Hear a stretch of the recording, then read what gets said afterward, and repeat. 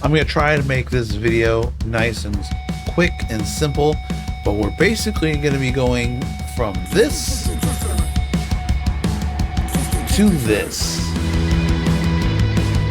And here's how we do it. You're going to open up the Kdenlive and make sure you go into your settings here, configure Kdenlive, and I think it's under plugins.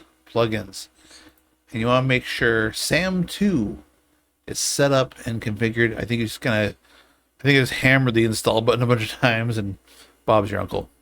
Yeah, but if I need to get deeper into it later, I will. But let me know in the comments if you're having trouble with that. We'll maybe have to do a deeper dive.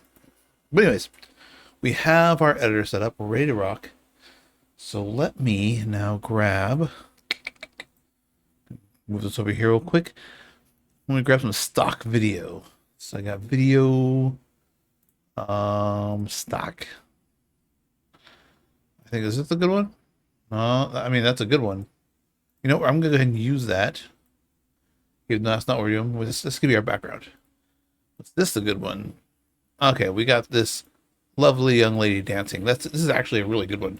Full body. So now ignore the fact that this is a 24 frames per second and this is a 30 frames per second.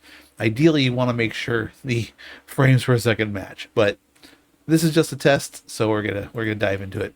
So what I'm gonna do first is I'm gonna select this clip up here, and when I started looking for the tool, I was like, is it in effects, clip properties? Where is it? Weirdly, it's over here. In this little box right here. I don't know why it's that way. I don't understand it, but this is where it is. So when you have your clip selected, you come over here and you can create an object mask.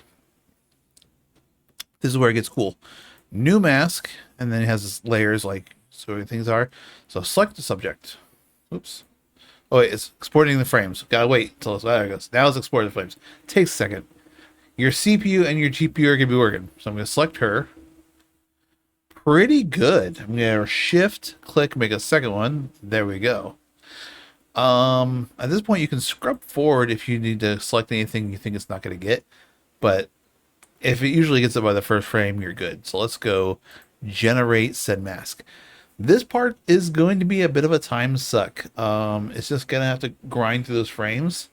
Once it's done and the layer is applied, it's pretty seamless and pretty slick. You can scrub through it in real time, but during this initial like pull, it becomes a bit of a hassle. So we're just gonna let this sit.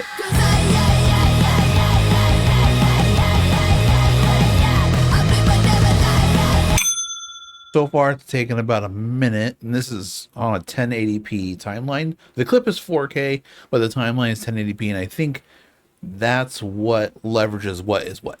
Now it has to export the mask frames, and I think that should only take like another 30 seconds. So for 17 seconds on my i7 12th gen with an NVIDIA video card, a 3060 12 gigabytes, the whole process of clipping out this young lady in 17 seconds takes about 2 to 3 minutes.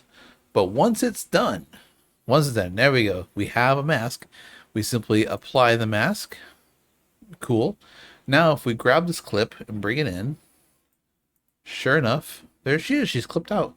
And I can play it back just like normal. And it looks fantastic. At that point, I'm just going to bring her up here. I'm going to bring this up.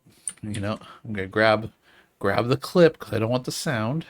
Even though the sound was blank. There we go. There she is. She's dancing in space. Pretty simple, pretty straightforward.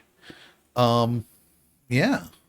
For the next video, I might show you a way to enhance this, but for built into the editor, this is pretty amazing. That's it for this video. If you like it, give it a thumbs up. Feel free to subscribe if you want to see more, and I'll catch you guys on the flip side.